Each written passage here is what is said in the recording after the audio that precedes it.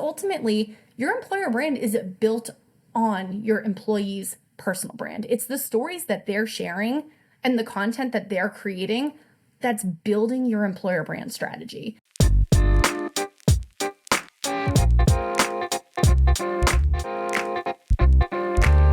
Okay, I am so ready to get inspired and pumped up with insights on employer branding with our special guest, Riley Stefano. Riley is a brand enthusiast, culture champion, and dog mom who's also a data driven people manager. With a passion for engaging and attracting candidates through authentic storytelling, Riley believes in the power of positivity and stories to build genuine human connection. As a team lead of employer brand marketing at Datadog, she's helping to make the company a magnet for top talent globally. Plus, she's a travel blogger and former culture content creator at HubSpot. Thank you so much for sharing your time with us today, Riley, and welcome. Thank you. Thanks for having me, Janine. I'm so excited to learn from you. I have like a sneak peek into your answers a bit, and I got so excited just browsing through it. So I don't want to waste any time. Perfect. Let's get started.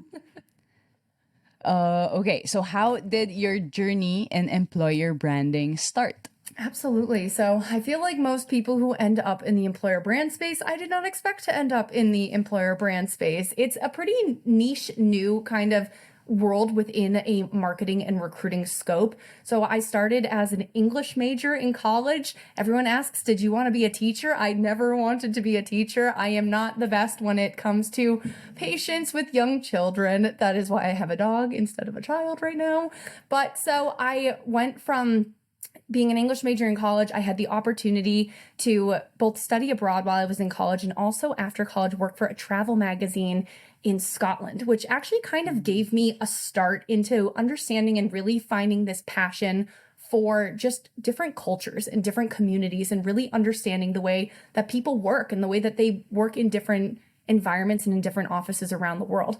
So I kind of fell into this world of employer brand marketing, as I say, through the company HubSpot. Many know HubSpot as being a really great ambassador for company culture. I was so fortunate to end up there as my first workplace. And where it all started was I attended their big conference Inbound one year and really got an understanding of the vivacity that HubSpot is, the speakers that they bring to a stage. And I really just fell in love with how they think about company culture. So fast forward probably 4 months, and they had a culture content creator role open on their team. And in my mind, I'm like, what the heck is a culture content creator? Like, what is this role? What would I be doing? And ultimately, what it was, and what I realize now, it was an employer brand specialist role. It was the second person on a 2-person employer brand team. And my manager at the time really took a chance on me. I had started my travel blog while I was in Scotland writing for that travel magazine. And she absolutely loved the creativity that I brought to the table and just the way that I told the story of humans, of people, of how they work, of the cultures that they are, inspired by every single day.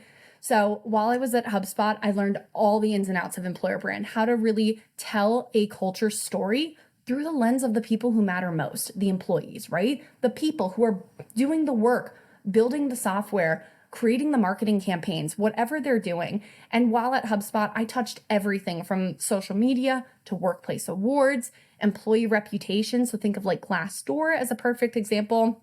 And in that time, was able to help them secure 30 different workplace awards, including the #1 company on Glassdoor.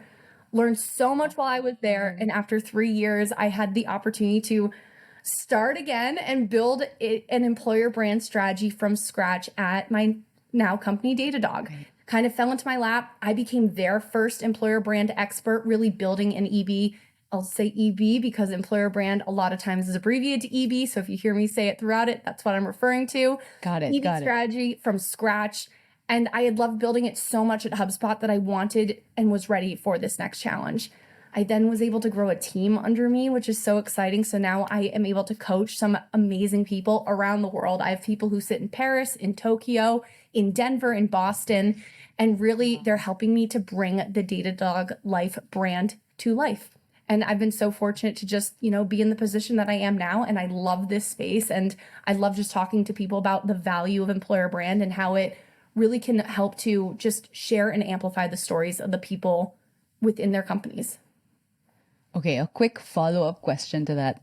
In HubSpot, how did you learn the ins and outs of employer branding? Like, was it taught to you? Did they have like a manual, or was it more, like getting the hang of it yourself and testing it Definitely out? no manual. Good question. It was a lot of research. I think it was a lot of research. It was a lot of talking to new people that, were doing similar work to what I was doing, but in different companies and also around the world. And I think that that was one of the key components of what I loved about what I did was that I was really trying to make sure that the culture story that we were telling was going to be unique to each office that HubSpot had. Because one of my favorite things that our chief people officer, Katie Burke, always said is offices should be siblings, not twins. They all have their own culture story and their own company culture that is inspired by, different nuances that are brought to life through different heritages and different cultural backgrounds. And those are the stories that I wanted to tell. And so it was talking to other employer brand professionals in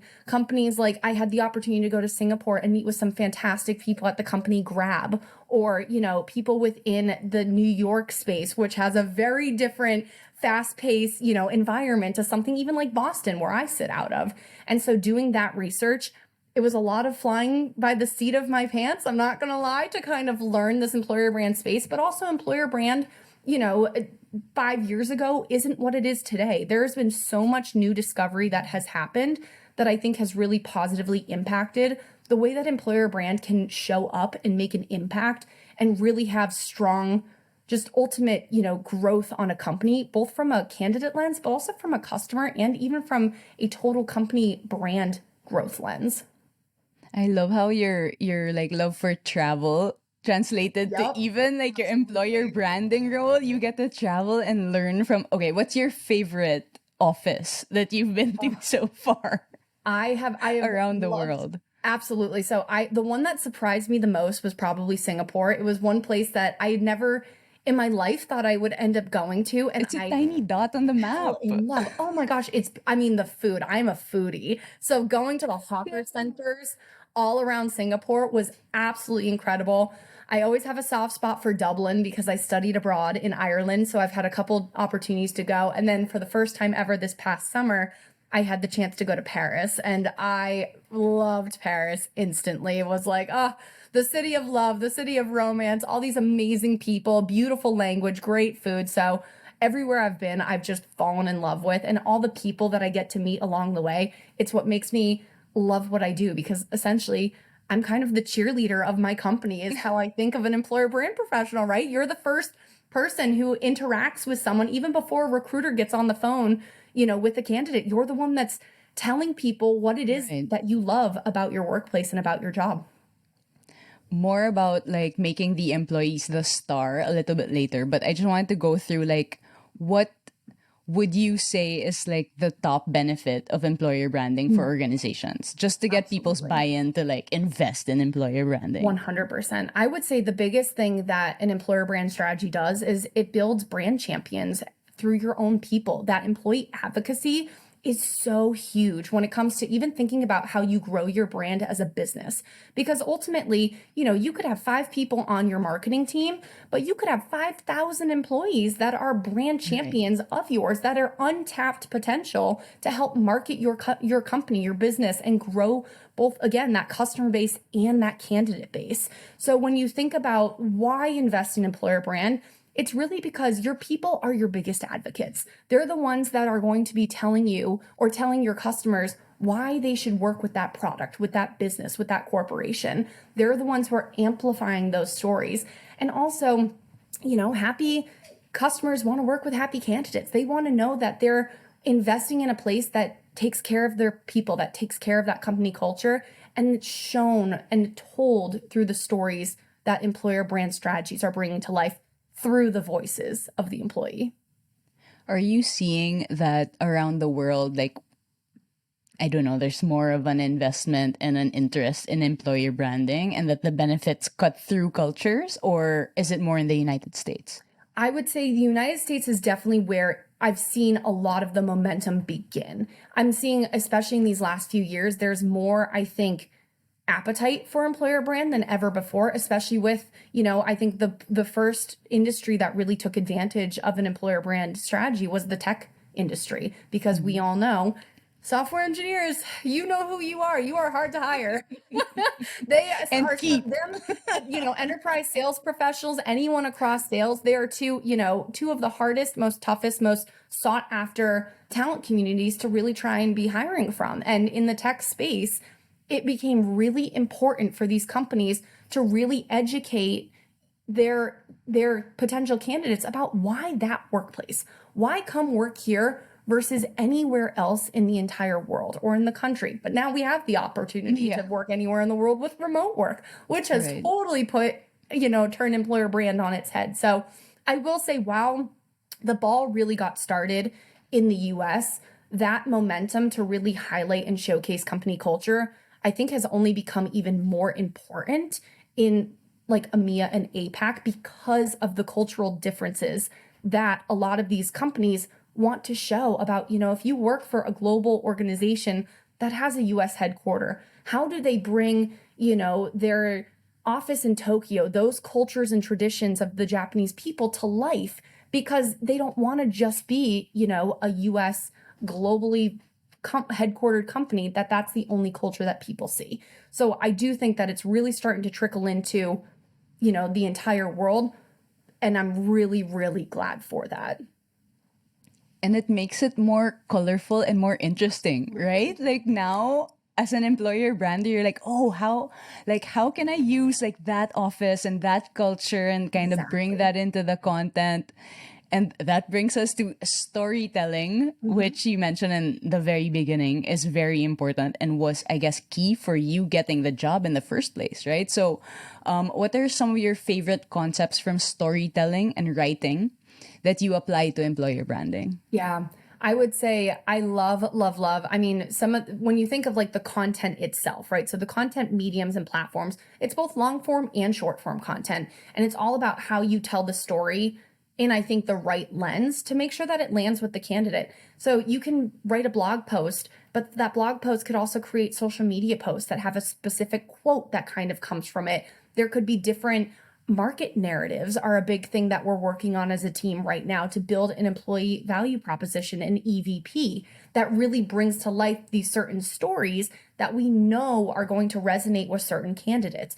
Different audiences want different stories kind of told to them. And so it's even building a strategy of what type of storytelling should you be sharing based on the candidate persona that you're trying to attract. It could, right now, I think a big one that comes to mind is sustainable scaling, thinking about the current tech environment that we are in. How do we, as a company, ensure and give comfort to candidates that we are still growing, that we have this narrative around, the great success? Maybe it's career growth journeys, right? So looking at how have people grown in their own careers and how does that relate to the sustainable scaling or that that growth story of a company overall. So I think to answer your question in two parts, there's two different ways to kind of look at storytelling, right? It's the narratives that you're bringing to life through the stories of your people, through the products that they're building, their own career pathing, the culture of the offices. But then it's also the ways that you're translating it through different mediums, things like blog posts, podcasts, a great way to share an employer brand story, right? By hearing and talking about it versus just always, showing or reading it. Social media, probably the first platform I would argue starting with. It's a free opportunity to really highlight some of those stories. And then you have some of the partnerships that exist. Glassdoor probably being the biggest one that exists out there, right?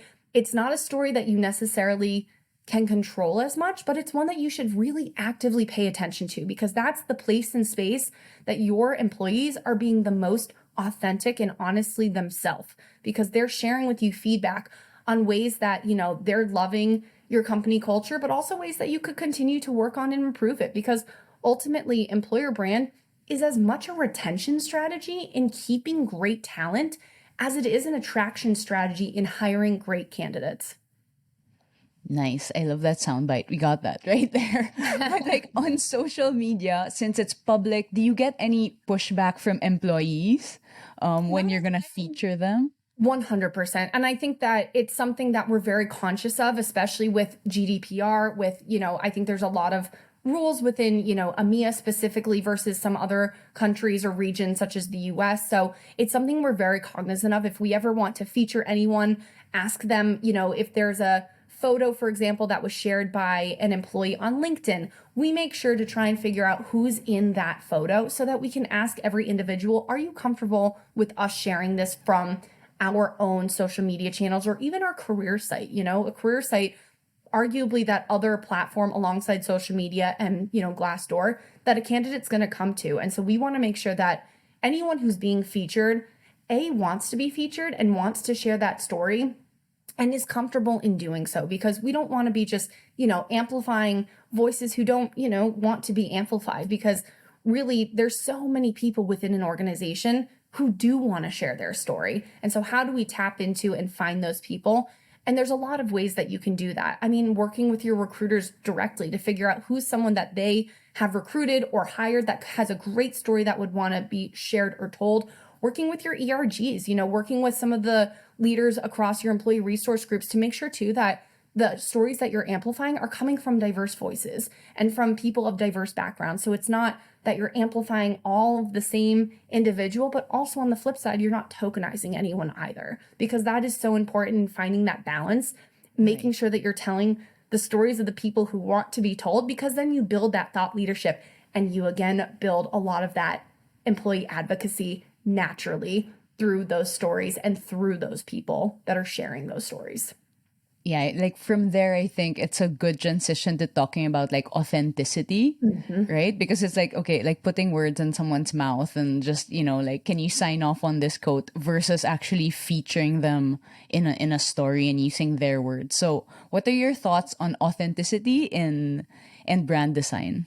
Yeah, it's vital, especially when it comes to the stories that are being told through your employees. To your point, a lot of what we do is a very interview type of style or format. I come from, that English literature, journalism type of background. So I've always been such an advocate and a fan of how do we sit down and have a conversation with someone to learn what their passions are, what it is that they're excited about talking about, and then translate that into a piece of content that's really going to highlight them and make sure also that they're involved in every piece of the process.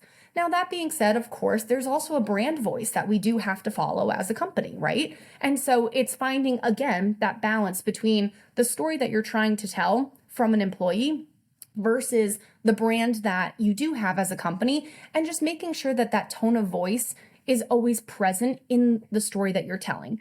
Now, that doesn't have, to be the exact brand voice when an employee is sharing their own story through their own lens, which is something that we You can't also very much control everyone, right? so different, right? Because you can't necessarily always say like, or put guardrails around like, hey, this is how you should be saying this. No one wants that, right? No one wants to be told, first of all, please go, help us build some employer brand strategies, but also like you have to do it this way. So instead, it's encouraging positive behaviors, things like, I conduct a personal brand workshop as a perfect example to kind of build best practices in showing people here's a great way to think about thought leadership or building your personal brand in a way that is not just uniform to our current company, but is going to help you in the long run by building those really strong long-term skill sets so that they know how to, I think, present themselves both professionally and personally on a platform such as LinkedIn, but also they're doing it in a way that's still authentically telling their story and amplifying, what it is that they're impacting within their organization. I mean, you mentioned diversity, and now like it's like a trend now, but I feel like it's also the future. Like we talked to some DEI experts also on the matter, and it's like, okay, there's the brand identity, but that doesn't necessarily mean that you're creating soldiers, right? Like just Absolutely. with the same face, the same way of talking about the brand and all of that. It's like celebrating the 100%. differences of each. Not and celebrating, as well as just making sure that, as it relates to the DEI space and even content that we share out that is more specific to any of our DEI initiatives, or Heritage Months is a perfect example. We want to make sure even that content that is more tied to diversity narratives is more so proactive versus reactive and not just performative. I do feel like, to your point, diversity is such a hot topic right now. Sometimes it can feel like a tick mark in the checkbox, and that's never what the employer brand lens is meant to bring to life. It's meant to bring to life more so just the voices of all the individuals across an organization and the stories that they have to share, and also how, those different moments of celebration, Heritage Month, etc., have positively impacted the community that they've been able to build within the culture. So it's more so thinking about, how do we talk about this one diversity initiative that we ran and the result that feels so performative? It's more so like, how did we celebrate this specific unique moment, but also how do we continue to celebrate it long after that month, that moment, that celebration has passed and ended? Okay, so the brand, employer brand, has to be authentic. Absolutely. It has to celebrate the employee.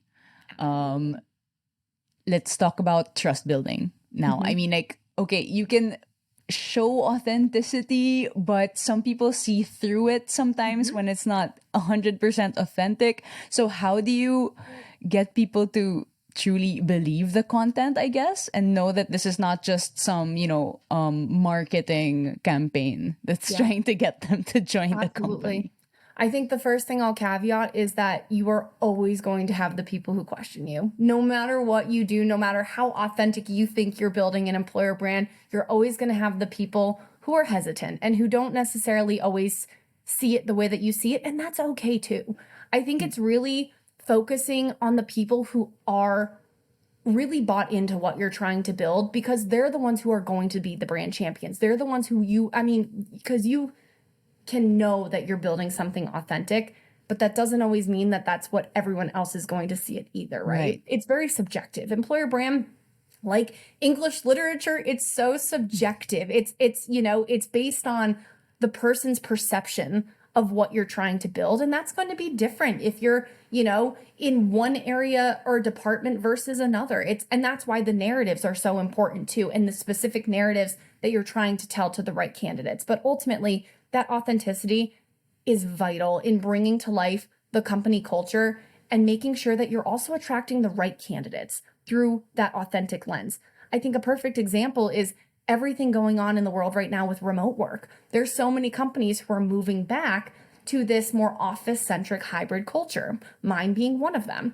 And if you're inauthentically telling the story of, oh, remote work, this is all of the great perks and benefits of our remote employees, you're not going to be attracting the right talent into your organization, because they're going to expect and anticipate they're going to have that opportunity to work full-time remote, where there are so many candidates out there who miss that in-office connectivity. And by telling that inauthentic or that, just, I think, shadowed story that doesn't tell the full truth, you're not attracting the right people in the door. You're not getting the right candidates in, and you're ultimately not converting the right people. So it does a disservice to you and your own employer brand if you are leading with any type of lens of inauthenticity. How much harder is it building the employer brand in a remote workforce? Because I can imagine, I've worked in an office in the past, and if we had like employer branding then, it would be so easy, because it would be like, oh, let's meet up in the pantry and let's make a video on whatever. But now it's like everything's online. Everything's online. It was so difficult when all of a sudden the pandemic happened, and we were in the office one day and they're like, nope, you're going to go work from home for the foreseeable future. It's like, well, how do we share that experience now to candidates? Like, what can we build to show them that, remote culture that we've now moved into, that we've never experienced before, right? Right. For us, it was using a lot of employee content. So really, we built an internal Slack channel called #DataDogLife that encouraged employees to stay connected through this, Slack channel, through this remote space, and also contribute content to us, such as photos, such as, videos of their like at-home remote work setup. We created these like virtual office tour videos of different photos that employees sent to us, so we could still give candidates an idea of what our Boston office versus our Sydney office looked like. So we really relied heavily from a remote culture perspective on our employees to provide that content to us. And honestly, it's what continued to amplify our employer brand strategy and build that advocacy. We saw how important user generated content really was, because ultimately your employer brand is built on your employees' personal brand. It's the stories that they're sharing and the content that they're creating that's building your employer brand strategy and building the stories that are resonating with candidates that make them want to come work here. So there's always creative ways around figuring out, how do you build an employer brand strategy when you're remote, when you're in office? Because even in office creates its own challenges of how do you make sure that you're balancing out every single office so that you're not giving too much, I think, recognition to one office versus another office, because that can, be harmful too to your employer brand strategy or your company culture. Because once people are bought into employer brand, they are all over your social media pages. They want to be sharing, they want to be, posting, they want to make sure that they're part of that employee advocacy strategy. And so you've got to make sure that you're also balancing out content that resonates with offices around the world as much as that remote employee base. So again, so you have to spread the attention, Yep. right? But how do you get employees to get in on that? Like, how do you get that energy out of them? Because sometimes I feel like, okay, we have so much work to do already, and then we have to take a photo and share it and write, and it's like just on top of the work that we're already doing. Yeah, I think a lot of it is finding the people who are naturally creating and influencing people already on social media. There are so many people within an organization who, especially I think in today's, environment of social media with Instagram, with TikTok, with all of these different social platforms, you have so many creative people in your organization. And it's just figuring out who they are and tapping into the right ones to create that continuous, just domino effect, whatever you want to call it, Right. of advocate. Because once you get 1, 2, 3 people bought in, they share it with their friends, and it's a lot of word of mouth. When you're first building an employer brand strategy, it's word of mouth, and then the second layer to that is the leadership buy-in. So how do you get leaders to really be advocates of your employer brand? One of the things that we did, or we offered, was ghostwriting to some of our leaders. So to show them the value of employer brand and the power of storytelling, we offered them the opportunity to, hey, we will interview you and write in your authentic voice, share out that article, and we can start to see how your thought leadership gains traction over time to help build that employer brand strategy. And it was a wild success. We ended up getting so much more engagement on those ghost written pieces of leadership content, which then encourages more employees to be sharing their thoughts and perspective, because they see that trust, that transparency coming directly from leaders across platforms such as LinkedIn. And they're like, oh, cool. Like I could share a story too. I could talk more about, my anniversary or my, that great product that I just worked on or whatever it is. So it kind of creates, again, that continuous domino effect of just the more people you see starting to do it, but also the brand that you can build with it. So we added a hashtag. We said, all right, we are going to coin all of this as hashtag DataDogLife. Get people to get bought into the hashtag. And then as soon as they are sharing content that's going to be building their personal brand, if they can use that hashtag, more and more people will start using it. And again, it creates this continuous cycle, because it's all about that word of mouth initially when you're trying to get people bought in to really sharing their experiences. And the hashtag you start from the beginning, from the get-go. You tell From everybody. day one. So we had, even when I was with HubSpot, we started, HubSpot Life was our initial concept. Like, how do we take hashtag HubSpot Life and turn it into some type of employee advocacy program that's going to encourage people to make sure they keep creating those stories and sharing it in a place where also we can find and track and engage back with them. Because I tell people sometimes it's not only just as a company what you're putting out there, it's also how you're engaging back with your community. It's building that community mentality within a social media space of, your employees are talking about an anniversary, or maybe you have great example, new hires who just joined your company. They're so excited. They are, starting that week, they post saying, I'm so excited to be joining Datadog. Like, here's what I'm joining, here's what I'm doing. Getting one comment back from Datadog being like, hey, we're so excited to have you. Thanks so much for joining the pack. Right. That goes such a long way in making them feel seen and recognized. And that builds that advocacy also from the get-go, because they're like, okay, like, I shared this one story. It was great for my own personal brand because all of these people are liking and engaging with it. And also my company's seeing it. My leaders are seeing it. It's building that trust, that transparency, that visibility for an individual across, all of their leadership. And it helps them to grow in their own career too. Okay, technical question. Yeah. Employer branding, like for you, is it under HR or is it under marketing, or are you like in between the two? Because sometimes it's under HR and it just makes it difficult to work with the marketing team, I guess, on the brand. 100%. I have always worked, so far, my two companies that I've worked within the employer brand space have always sat within HR. I've heard of other companies who work within marketing, and I can see, honestly, the values of both and also the cons of both, right?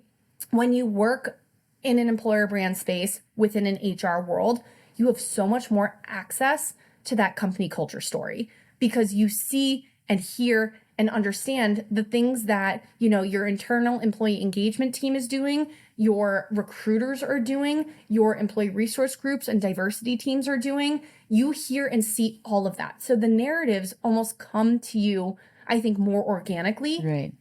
But you don't always necessarily have the support or, the just advice of a marketing team unless you build those strong relationships. And that was something that I was passionate about from day one. I come from a marketing background, content marketing, my journalism space, my travel writing. And so I knew that even if I was going to be I sat within the culture team within HubSpot, and I sit within the recruiting team now at Datadog.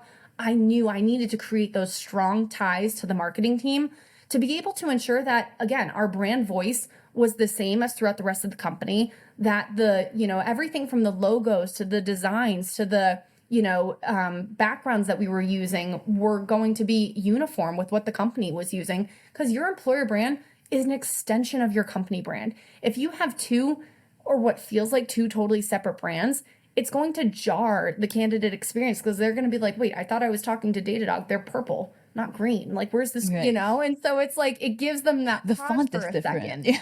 Yeah, right. And they're like, who am I talking to? So that partnership with marketing is so vital if you do set up your team to sit on a HR recruiting culture function.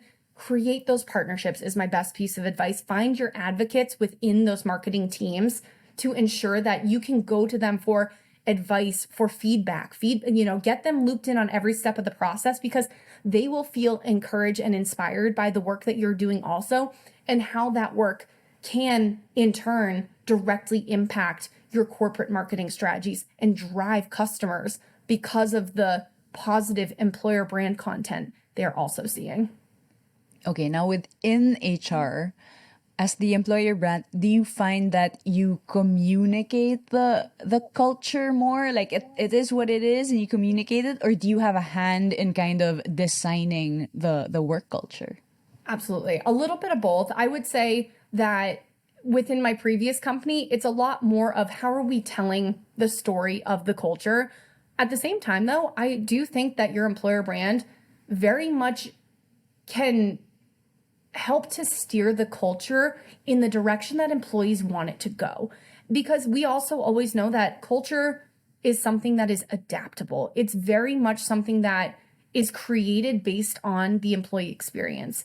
Even when I was at HubSpot is so famous for its company culture. That culture deck, the HubSpot culture deck, I gotta plug it because if you haven't seen it, go check it out. That was created by HubSpot's co-founder years before I joined the company. And so that strong culture was always in place before the employer brand team strategy initiatives ever started.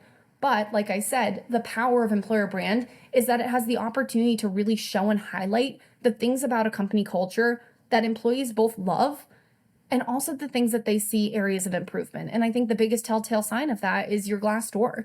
It's something not, it's probably one of the biggest platforms that employees go to really share with their company and with candidates what their experience working there has been.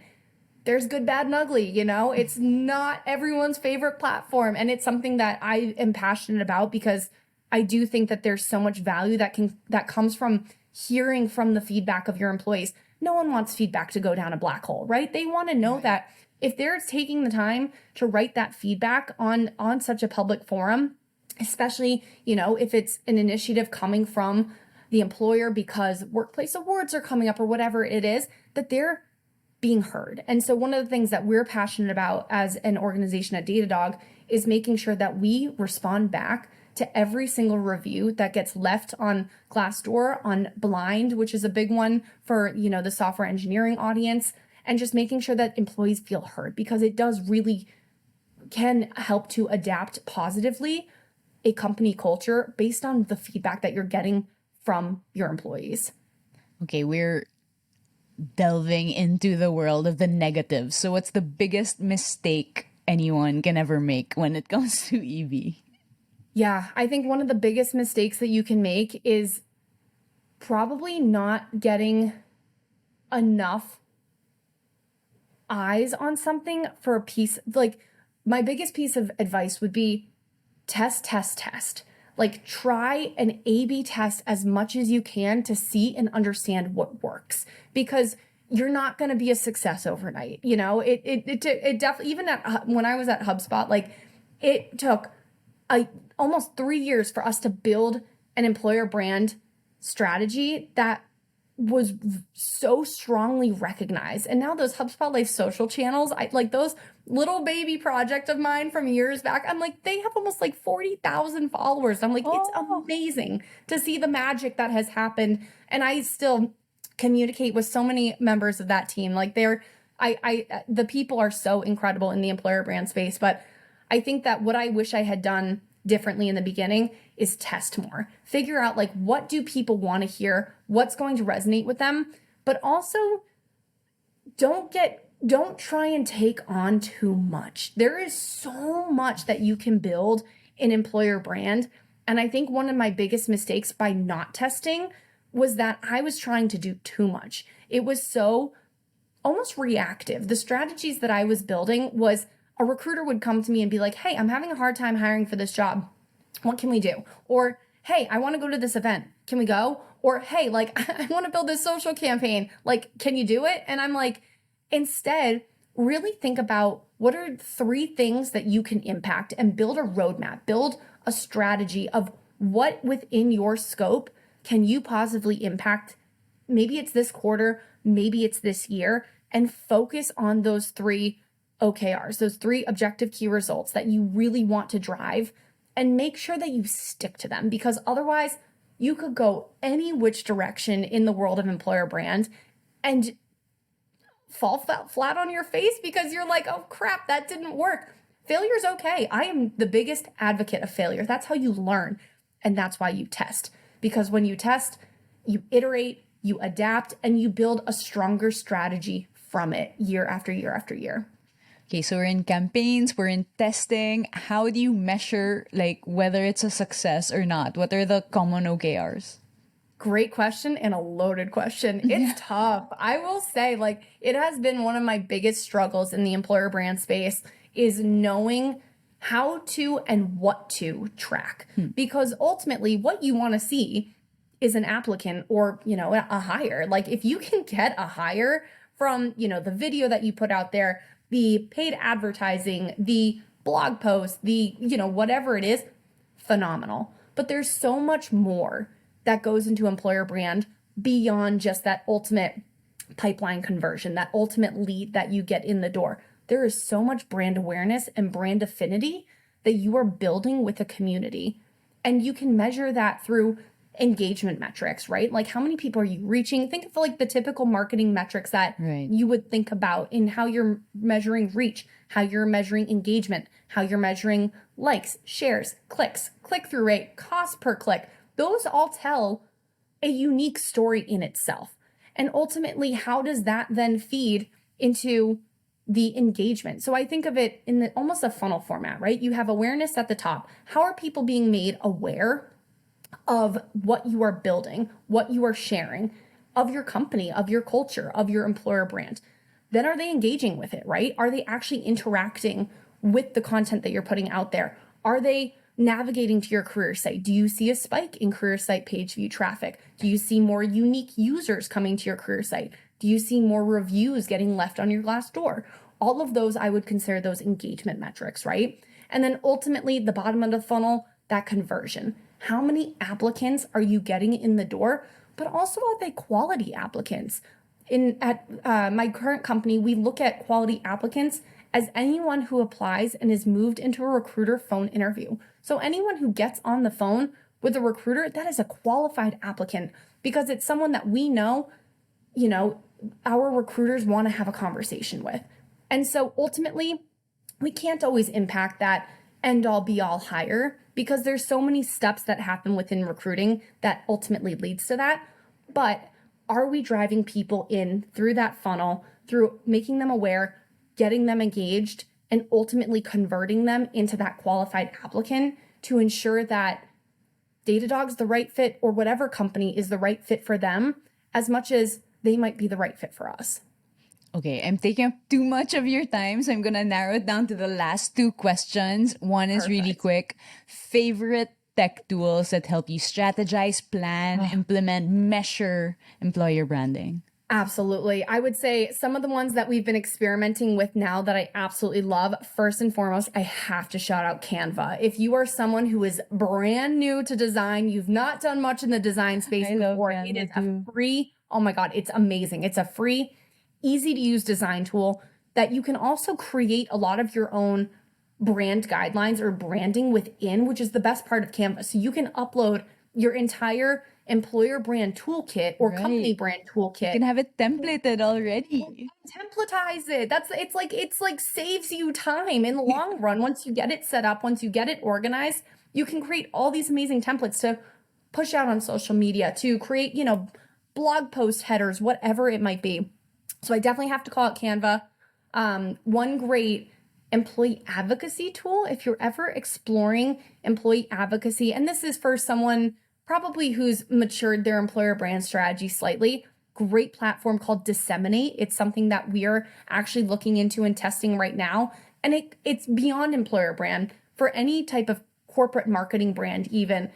It's a way for you to really have a measurable and tangible process for building employee advocacy. So making sure that you can see how much more reach are you generating based on all of these people that are sharing your content out. How much earned media are you saving because of the people who are sharing your content rather than you having to get that same reach through paid advertising? So Disseminate, Canva, and the other one I will shout out more from a learning perspective than anything. There's a great podcast called the Employer Brand Podcast, and they feature phenomenal leaders across the employer brand space. You can find it on any of the podcast platforms online, but they have great episodes that just educate you about all different ways that different leaders think about building employer brand strategies. So those would be three of my favorite tech tools: Disseminate, Canva, and just the employer brand podcast from a learning perspective. Awesome, great. Last question. And I guess, like, for anyone who wants to start out in employer branding, what's the one piece of advice that you would give? The one piece of advice that I would give, and I kind of touched on this a little bit, but there are a million and one things that you can really do to build an employer brand strategy. Start small and bite sized. Know also that you don't necessarily need budget to build a strong employer brand. Employer brand can be scrappy, it can be fun, and it can be, really that employee driven voice that generates that employer brand. So my advice, where I would recommend leaning into to start your employer brand journey, is really three areas. Your Glassdoor or employer review sites, because that's where your candidates are already going and your employees are already talking. Your career site, it's the second place that any candidate is going to go to really understand what is it to like to work at your workplace. And 3, social media. If you already have social media platforms within your company, fantastic. Partner with your social media marketing team to figure out ways that maybe you can incorporate more of an employer brand type of post into platforms. I would say LinkedIn and Instagram have been our 2 most influential platforms. Twitter probably being a third that I would recommend exploring, but LinkedIn and Instagram are 2 that you can really show instead of just tell what your company culture story is by bringing it to life through the different people and those stories that, are being talked about by your employees. So Glassdoor, get on it because your employees are already on it. Your career site, it's where your candidates are going. And ultimately social media, because it's free, it's accessible, and the world is using it. Awesome. Thank you so much, Riley. It was such a good discussion. I wish I had more time. I have so many questions. There's so much to learn all from day you. long. I'm so happy that we had this conversation and hopefully we get to talk again in the future. Thank you. Appreciate it, Janine. Thanks, everyone.